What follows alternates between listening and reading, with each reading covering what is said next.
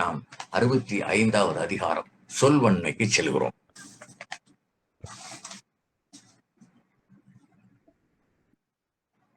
சொல்வன்மையோடு மேற்கொண்ட பணியில் தூயவனாகவும் இருத்தல். இவர் அழகாக பேசுகிறார், அது போதாது, அவன் தூயனாகவும் இருக்க வேண்டும்.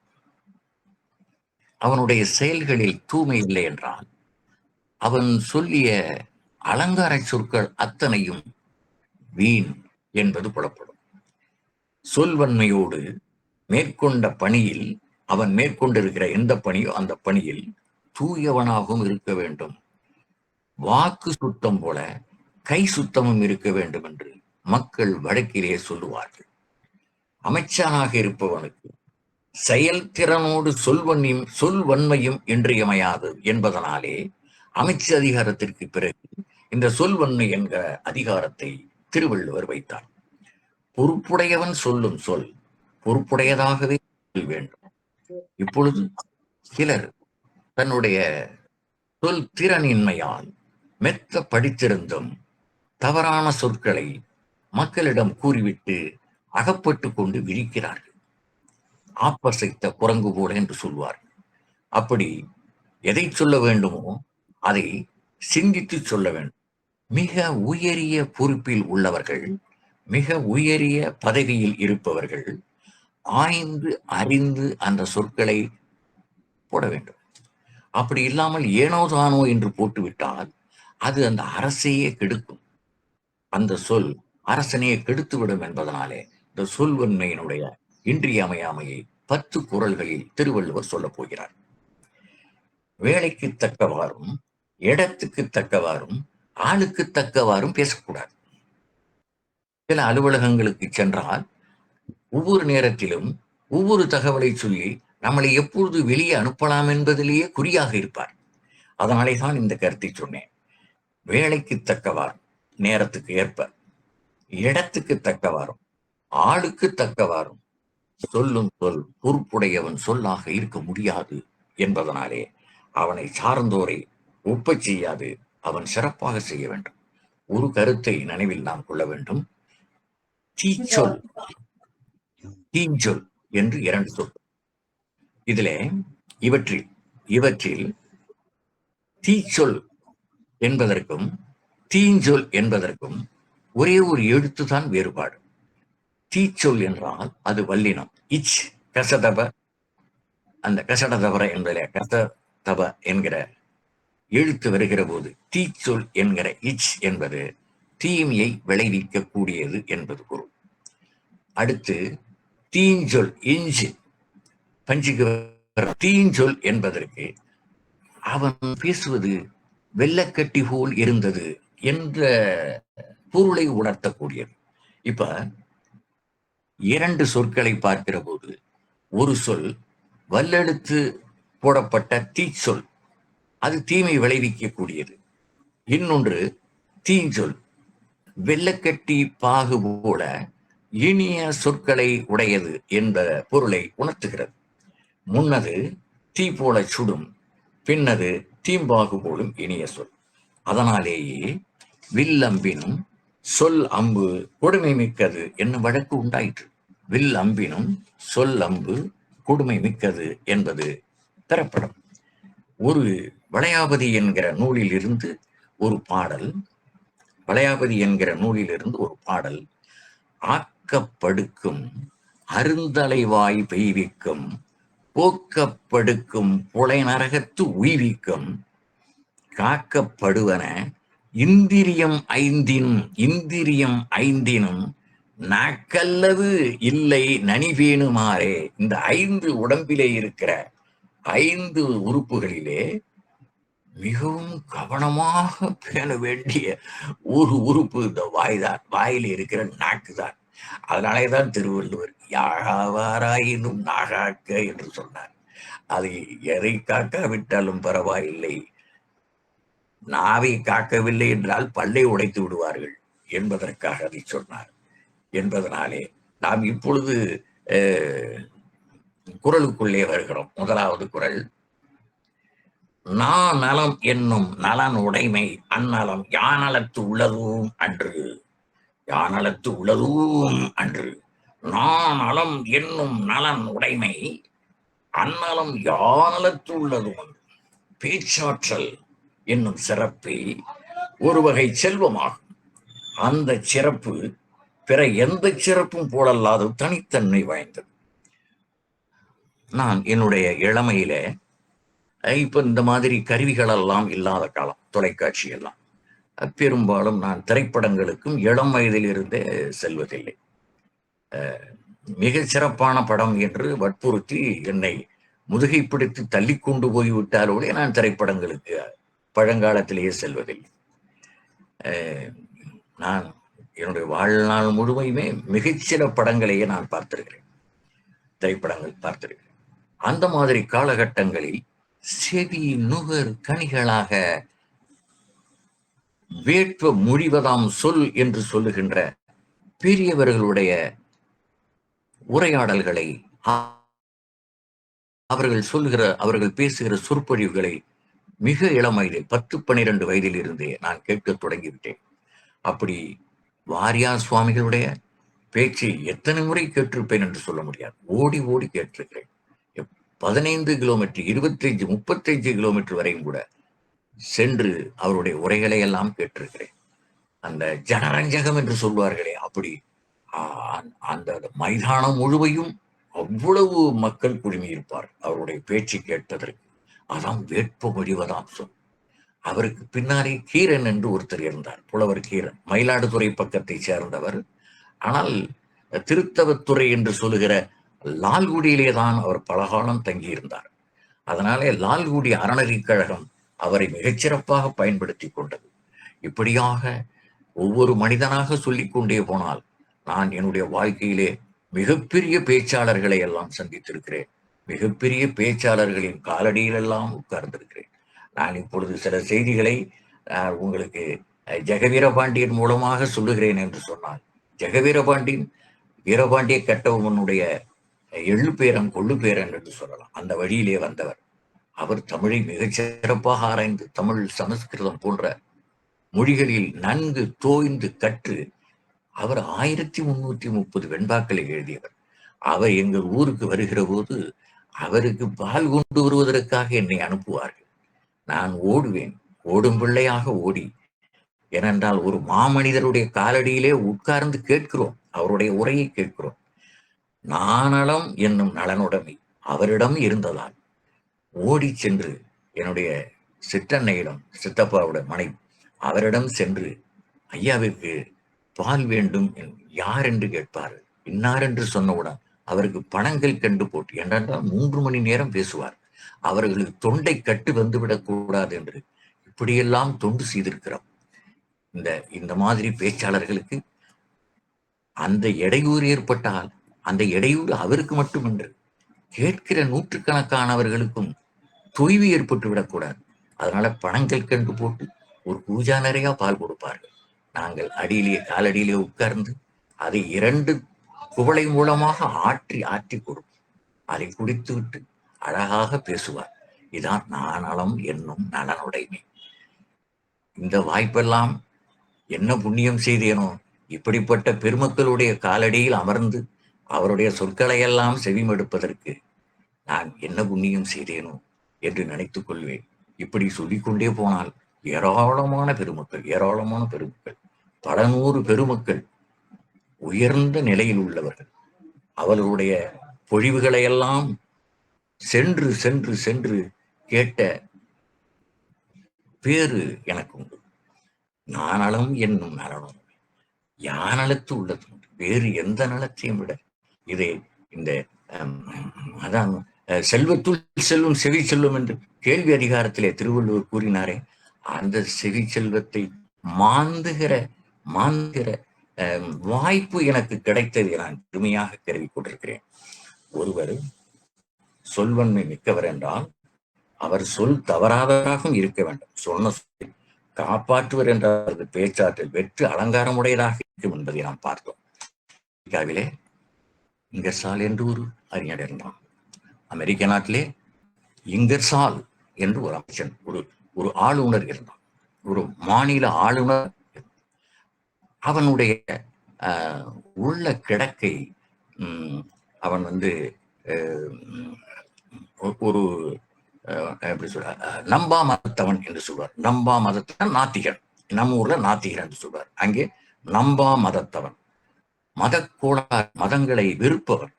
அதனாலே ஆட்சியாளர்கள் அவனை அப்பதவியிலிருந்து நீக்கிவிட்டார். இங்கர்சால் அவன் பெரும் பேச்சாளர், சொல்வன்மை மிக்கவன். வெளியே வந்தான், பல இடங்களிலே பேசினான். அங்கே அந்த காலத்தில் $20,000 அவருக்கு ஊதியமாக கொடுத்தார்கள்.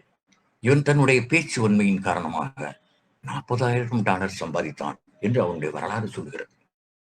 அப்ப சொல் உண்மை எவ்வளவு பெரியது என்று பார்த்து.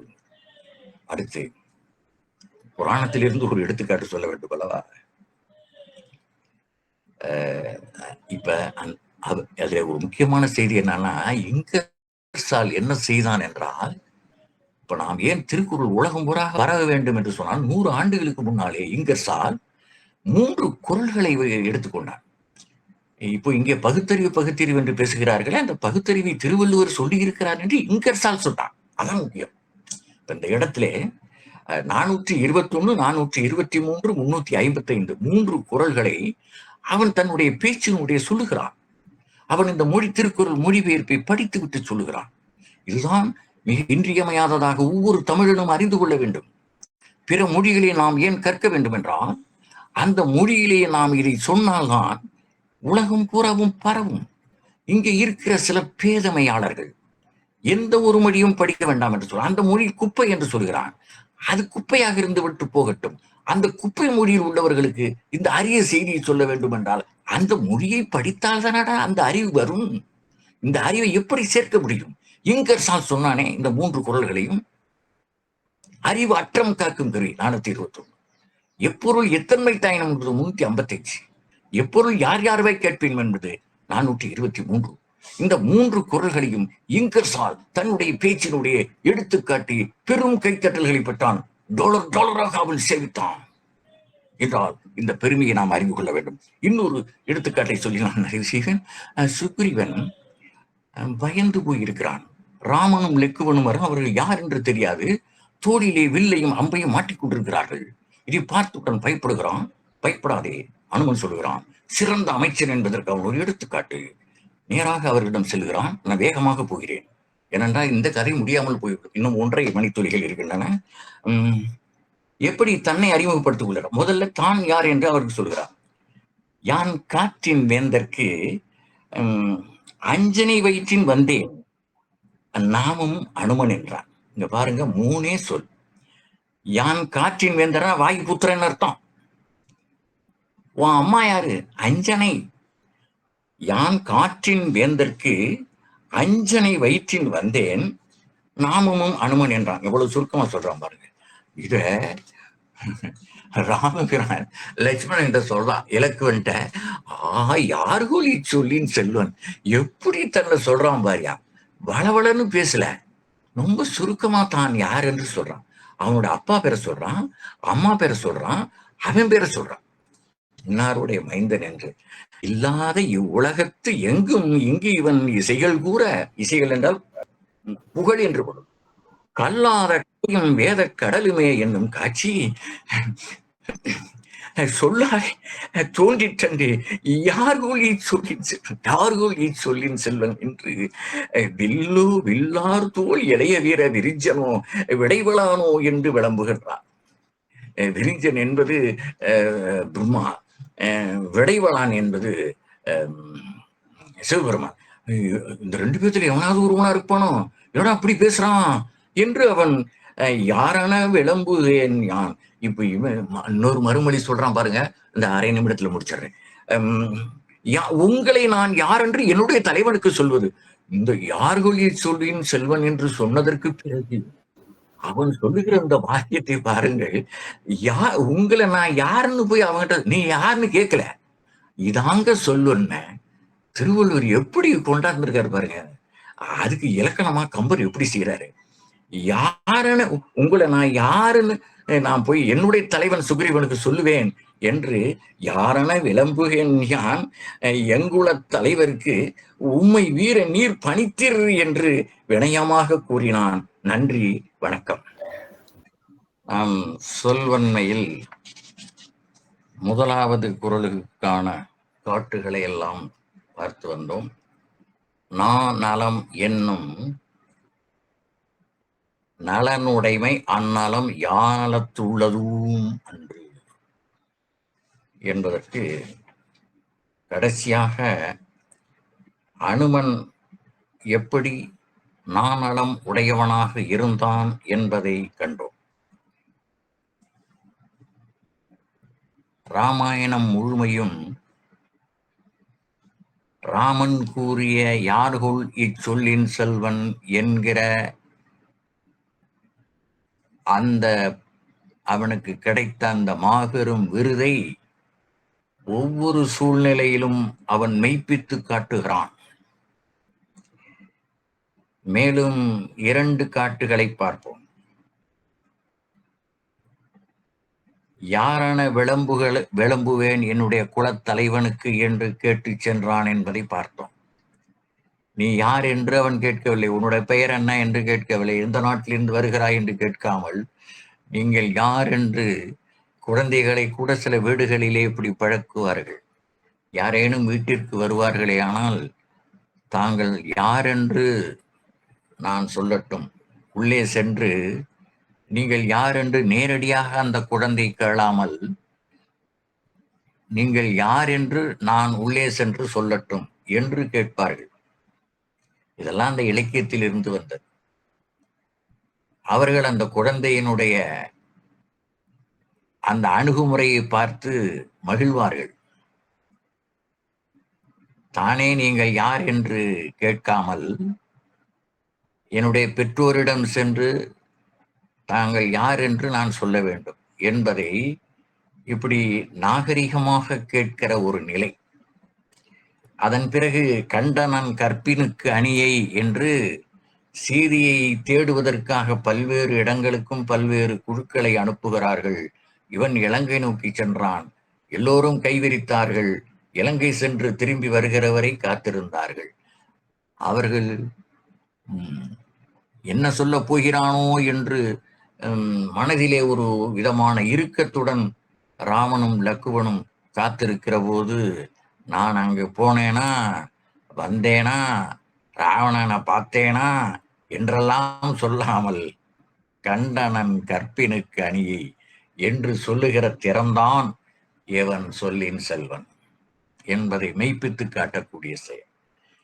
கண்டனன் கற்பினுக்கு அணியை கண்களால் விற்பொரும் தடந்தோல் வீர வீங்கு நீர் இலங்கை வேந்தன் நட்பெரும் தவத்தாலாய நங்கையை கண்டே நல்லேன். நட்பெரும் தவத்தாலாய நங்கையை கண்டே நல்லேன். இப்பிறப்பென்பதொன்றும் இரும்பொறை என்பதொன்றும் கற்பெனும் பெயரதொன்றும் களிநடம் புரிய கண்டேன். அதற்கு பிறகுதான் அந்த பெண் எப்படி தவக்கோலத்தில் இருக்கிறாள், பொறுமையே வடிவாக இருக்கிறாள், அவள் அப்படிப்பட்ட அந்த குடும்பத்திற்கு எப்படி பொருத்தமானவளாக இப்பிறப்பு என்பது ஒன்றும் இப்படிலாம் வார்த்தைகளை போடுகிறான் பாருங்கள். அதான் இங்கே அவர் தொடக்கத்திலே திருவள்ளுவர் சொல்லுகிறார், நான் நலம் என்னும் நலனுடைமை, நான் நலம் என்னும் நலனுடைமை அந்நலம் யானலத்துள்ளதும் அன்று என்று சொல்லுகிறார். அந்த பகுதியைத்தான் நாம் நேற்று தொட்டோம். இன்று 2வது குறள். ஆக்கமும் கேடும் அதனால் வருதலால் காத்தோம்பல் சொல்லின்கண் சோர்வு. ஆக்கமும் கேடும் அதனால் வருதலால், எதனால்? இவனுடைய சொல்லினாலே.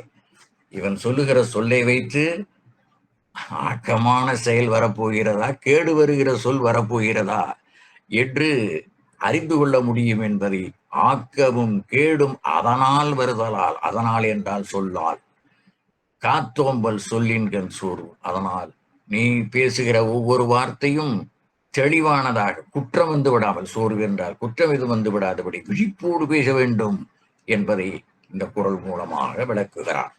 இது நேரடி பொருள். சொல்வன்மை வகுத்த வள்ளுவர் அவையறிதல் என்று ஒரு அதிகாரம் வகுத்தமையை எண்ணலாம். அவைக்கண் சொல்லக்கூடாத சொல்லை அவையல் கிளவி, கிளவி என்பது மத்தளகரம் போடணும், பொதுளகரம் என்று சொல்லுவோம். கிளவி என்கிற சொல்லுக்கு சொல் என்று பொருள். அவையல் கிளவி, அந்த அவையில் சொல்லக்கூடாத சொல் என்பதை தொல்காப்பியர் சொல்கிறார். அவையல் கிளவி மறைத்தனர் கிளத்தல் என்பது தொல்காப்பியம் 925வது நூற்பா.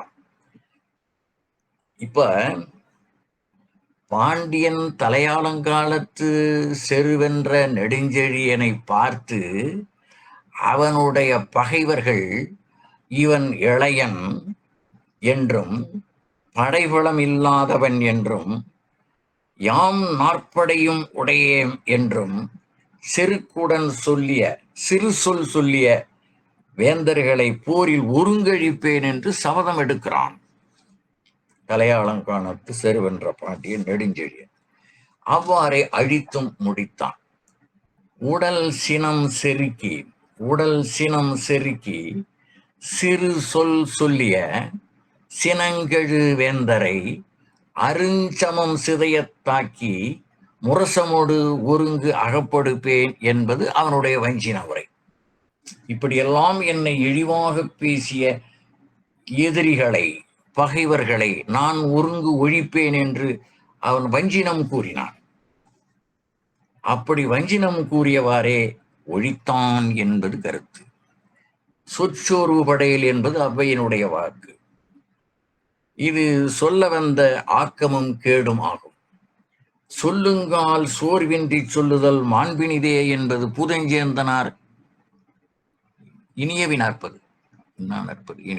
40 பூதஞ்சேந்தனார் கூறுகிறார்.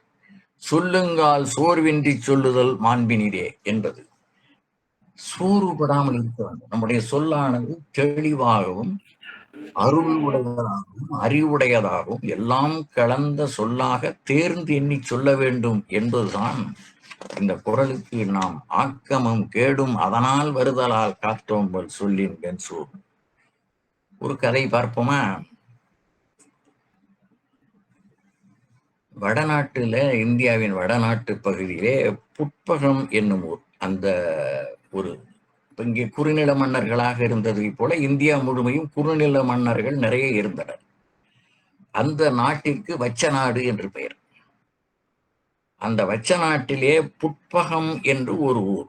அந்த ஊரிலே இருந்தவன் இடவகனன் என்பவன். இடவகன் அல்லது இடவகன். அறிவு, வீரம், அமைதி பொருந்திய அவனை எல்லோரும் அமைச்சராக வைத்துக் கொள்வதற்கு விரும்பினார்கள். எடவகன் ஒரு சொல்லாடின் உலகம் முழுதும் அதனை தலை கொண்டு ஆடும் என்பது இவனுக்கு உள்ள புகழ் மொழி. எடவகன் ஒரு சொல்லாடின், ஒரு சொல் சொன்னால் உலகம் முழுதும் அதனை தலை கொண்டு ஆடும் என்றால் அதை தலைமையில் கொண்டு ஒழுகுவார்கள். அப்படி தேர்ந்தெடுத்து சொல்லுவானாம்.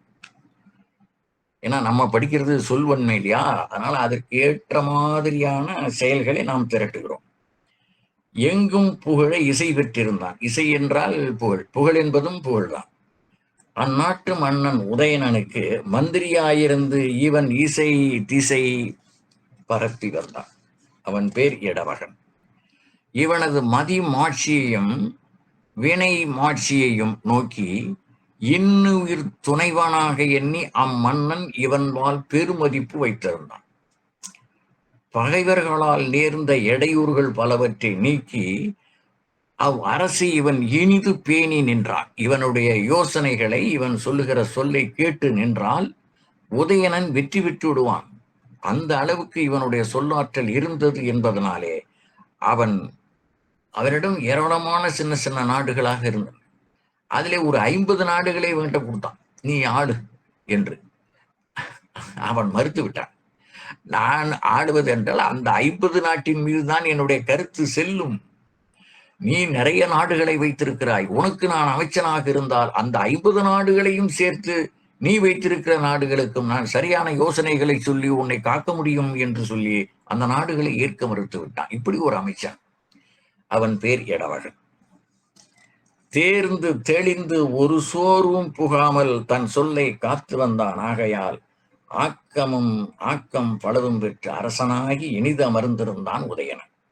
ஆக்கமும் கேடும் அதனால் வருதலால் காத்தோம்பல் சொல்லின்கண் சோர்வு என்கிற குறளுக்கு இலக்கணமாக இவனை பற்றி விரிவாக பெருங்கதை என்கிற நூல் தெளிவாக சொல்லுகிறது. நாம் இடத்திற்கேற்ப அதை சுருக்கி எடுத்துக்கொண்டோம். அடுத்து 3ஆம் குறள். கேட்டார் பிணிக்கும் தகையவாய் கேளாரும் வேட்ப மொழிவதாம் சொல். கேட்டார் பிணிக்கும் தகையவாய் கேளாரும் வேட்ப மொழிவதாம் சொல். இதன் நேர் பொருள் கேட்டவரை மேலும் கேட்க செய்வதாகவும் கேளாரை எப்பொழுது கேட்போம், அடடா இந்த பேச்சை கேட்க தவறிவிட்டோமே, இனி எப்பொழுது கேட்போம் என்று அவாமிகுதியினாலே தூண்டத்தக்கதாகவும் அமைவதே சொல்வன்மை என்பது இந்த பொருளுக்கான நேரடி பொருள். சொல்வன்மையர் உரை எத்தகையது?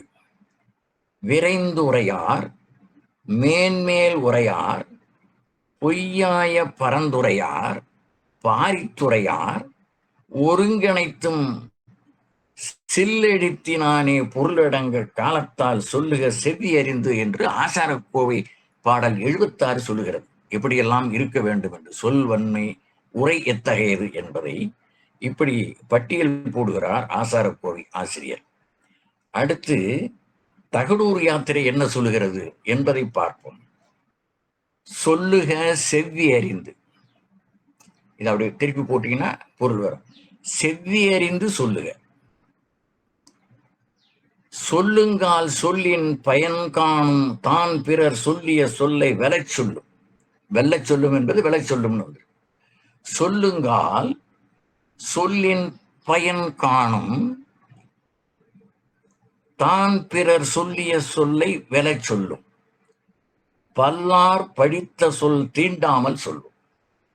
விடுத்தக்க கேட்டாருக்கு இனியவா சொல்வானேல் பூக்குழலாய் புள்ளலின் ஊடலின் இது என்பது தகடூர் யாத்திரை.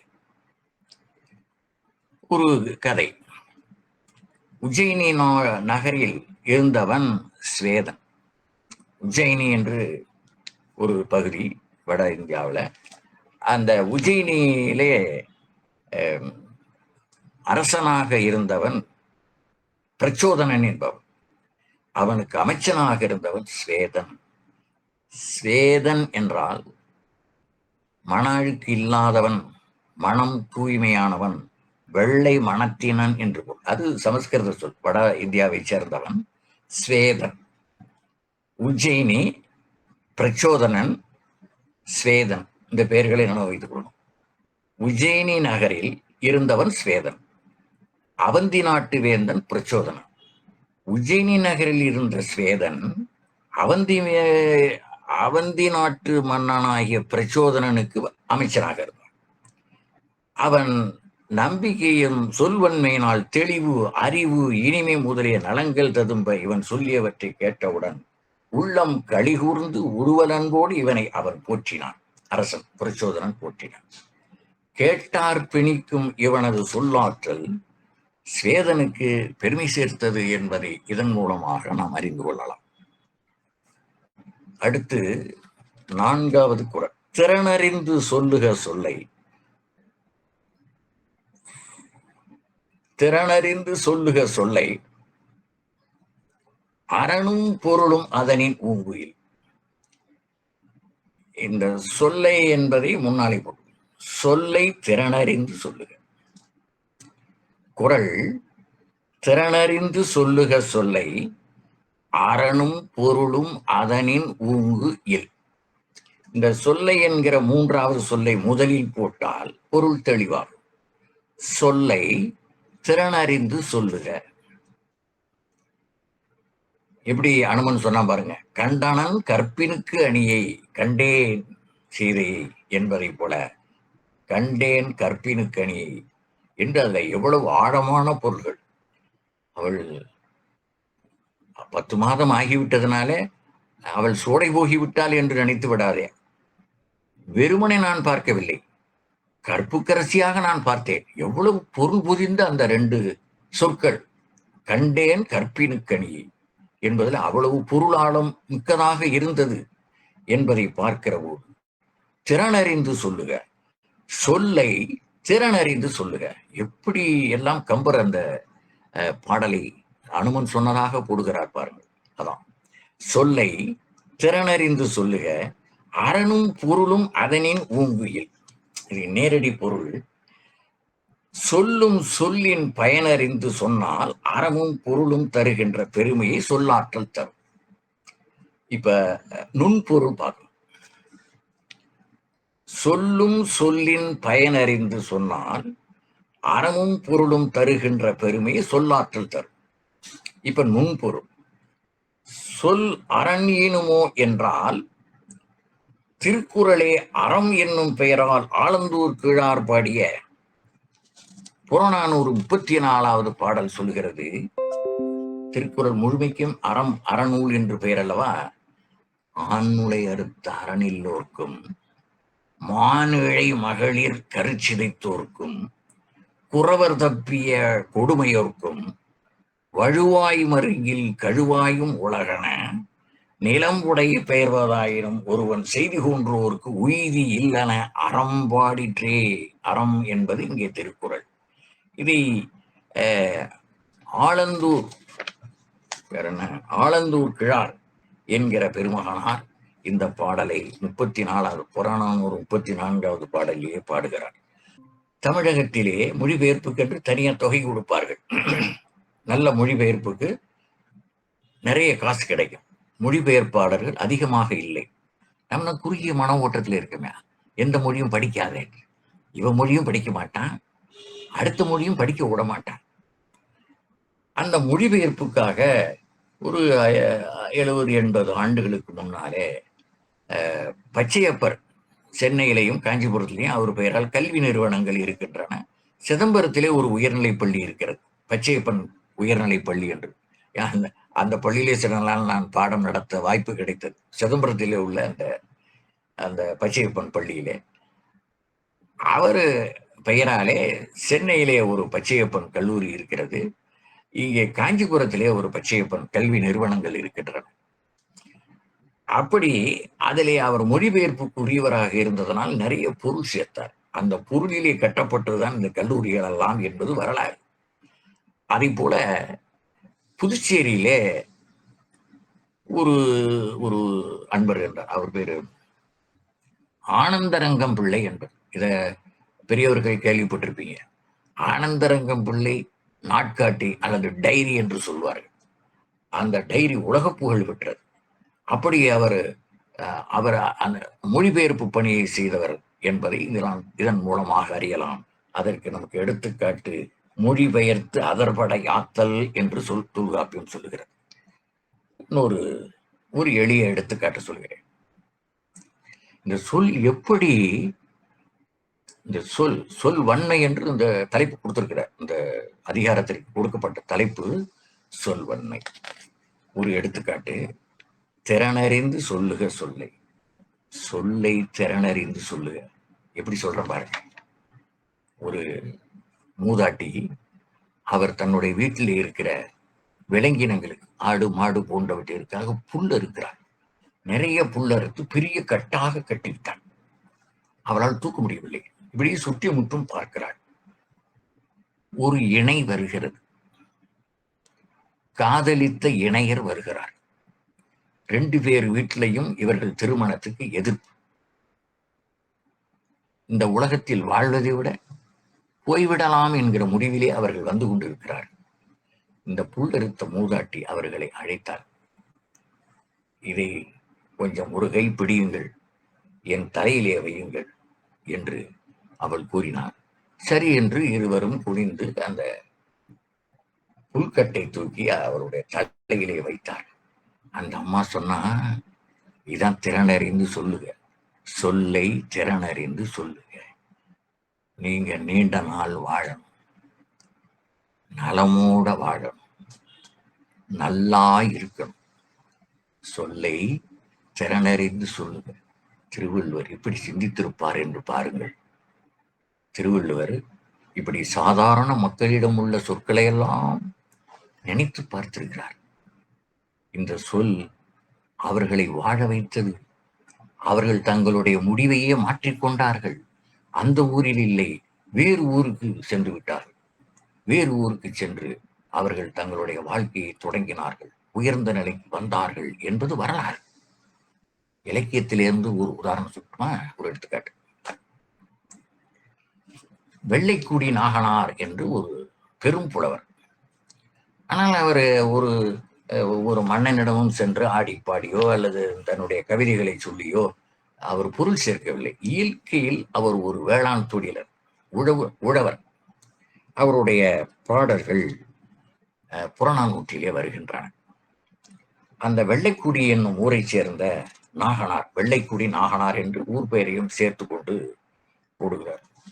எந்த ஊராயினும் சொந்த ஊர் போலாகுமான்னு ஒரு பழமொழி உண்டு. இப்ப நான் பிறந்த ஊர் வேற, வாழ்ந்த ஊர் வேற, வாழ்ந்து கொண்டிருந்த ஊர் வேற, இப்ப இருக்கிற ஊர் வேற என்றாலும் எந்த ஊரானாலும் சொந்த ஊர் போல் ஆகுமா என்கிறது ஆங்கில பழமொழி. எனக்கு அது ஆங்கில பழமொழி தெரியாது, அதனுடைய மொழிபெயர்ப்பை சொல்லுகிறேன். அப்படி இந்த வெள்ளைக்குடி நாகனார் தன்னுடைய ஊர் பெயரை சேர்த்து விட்டார்கள். உழவு தொழில் பொருந்து வாழ்ந்தார். ஆனால் சிறந்த மதியூகி, சொல்லுகிற சொல்லெல்லாம் நுட்பமாக சொல்ல வல்லவர் என்பதை நாம் அவருடைய வரலாற்றின் மூலமாக அறிந்து கொள்ளலாம். ஒரு கட்டத்தில் மழை இல்லை, நாட்டில் மழை இல்லை. அப்போ சோழ நாட்டில் ஆட்சி புரிந்தவன் குளமுற்றத்து துஞ்சிய கிள்ளிவளம். குளமுற்றத்து துஞ்சிய கிள்ளிவளம். ஒரு கட்டத்தில் மழையின்மையால் குடிகள் நிலவரி செலுத்த இயலாமல் அலமரல் உற்றன. இப்பெல்லாம் இந்த நிலவரி எல்லாம் தள்ளுபடி பண்றாங்க பாருங்க. அது மாதிரி இந்த இயக்கத்தை முதல் தொடங்கி வைத்தவர் 2000 ஆண்டுகளுக்கு முன்னாலே வெள்ளைக்குடி நாகனார். அந்த சோழன் குளமுற்றத்து துஞ்சிய கிள்ளிவளவனிடம் சென்று, ஐயா, மக்கள் மிகவும் சிரமப்படுகிறார்கள், ஆகவே நீ இந்த நிலவரி எல்லாம் ரத்து செஞ்சுடு அப்படிங்கிறார். நிலவரி முழுதையும் நீக்க செய்தார்.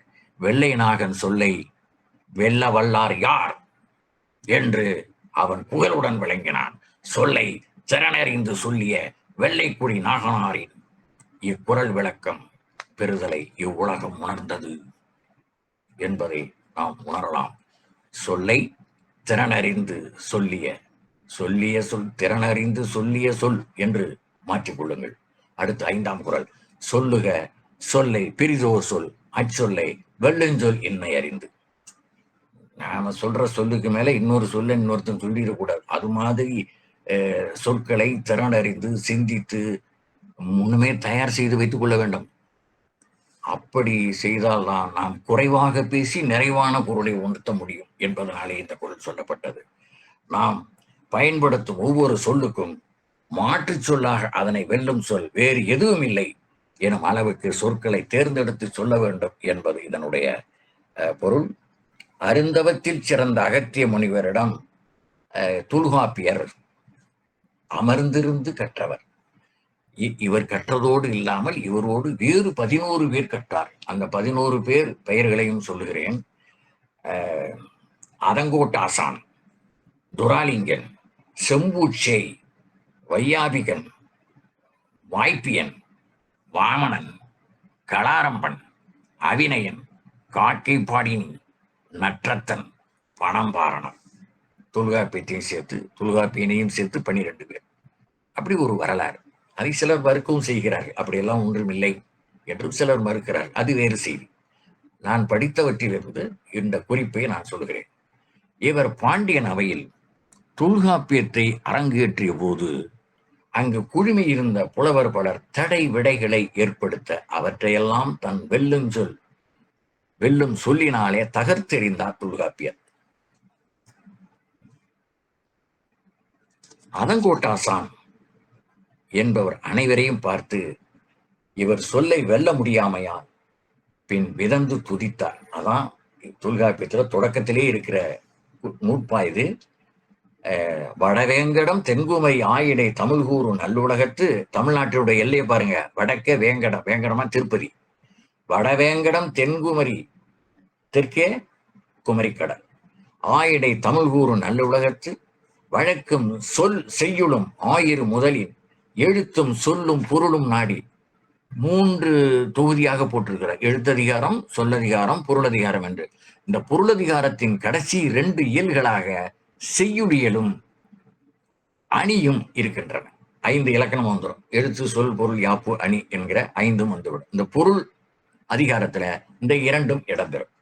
எழுத்தும் சொல்லும் பொருளும் நாடி செந்தமிழ் இயற்று சிவனிய நிலத்தொடு முந்து நூல் கண்டு முறைப்பட எண்ணி புலந்தொகுத்தோனே பூக்கரு பணுவல் நிலந்தரு தெருவில் பாண்டியன் அவையத்து அரங்கரை நாவின் நான்மறை முற்றிய அதங்கோட்டாசாருக்கு அரில் தப தெரிந்து மயங்கா மறைவின் எழுத்து முறை காட்டி மல்கு சீர் வரைப்பின் 5 நிறைந்த தொல்காப்பியன தன்பெயர் தோற்றி பல்புகள் நிறுத்த படிமையோனே என்று பணம்பாரனார் முதலாக அனைவரும் புகழ்ந்து இவர் அடிதொழுதார் என்பது அந்த வரலாறு. அடுத்து இன்னும் ஒரு எடுத்துக்காட்டு, இன்னும் 1 மணித்துளி இருக்கு. கோப்பெருஞ்சோழனும் அவன் மகளும், சுருக்கமா சொல்லிடுறேன், எதிர் திசையில சண்டை போடுவதற்காக இருக்கிறார்கள். அப்ப ஒரு புலவர் உள்ளே நுழைகிறார். அவர் பேர் புல்லாற்றூர் எயிற்றியனார். புல்லாற்றூர் எயிற்றியனார் என்கிற புலவர் உள்ளே போகிறார். ஏப்பா, கோப்பெருஞ்சோழன் சொல்றாரு, நீ யாரை எதிர்த்துன்னு போரிடுகிற? உன் பையன்கிட்ட தானே. இப்ப அவன் தோத்துட்டானா வேற ஆற்று கொடுக்க போற? அப்ப வழி வழியா மகன்கிட்ட தானே கொடுக்குற வழக்கம் முடி மன்னருடைய ஆட்சி காலத்துல. நீ யாரிடம் கொடுக்க போகிறாய்? அல்லது அவன் வெற்றி பெற்றான் என்று வைத்துக்கொள், உன்னுடைய பகைவர்கள் எல்லாம் உன்னை பார்த்து நகைப்பார்கள். உள்ளாற்றூர் எயிற்றியனார் எப்படி சொல்லுகிறார் பாருங்கள். அந்த 2 பேரும் ஒருத்தருக்கு ஒருத்தர் முட்டிக்கிட்டு நிற்கிற போது இப்படி சொல்லி அவர்களை சந்து செய்து அவர்கள் படையிலிருந்து விலக்கி சாந்தப்படுத்துகிறார் என்பதுதான். நீ தோற்றால் உன்னுடைய பகைவர்கள் எல்லாம் உன்னை பார்த்து நகைப்பார்கள். ஒருவேளை உன்னுடைய பிள்ளைகள் தோற்றால் நீ வேறு யாரிடம் இந்த ஆட்சியை கொடுக்க போகிறாய் என்று சொல்வது இதான் வெல்லும் சொல் என்கிற தன்மையை பார்க்கலாம். சொல்லுக சொல்லை பெரிதொரு சொல், அச்சொல்லை வெல்லும் சொல் என்பதை அறிந்து என்ற குரலோடு நிறைவு செய்கிறோம். நாளை 6 முதலான குரல்களை பார்ப்போம். நன்றி, வணக்கம்.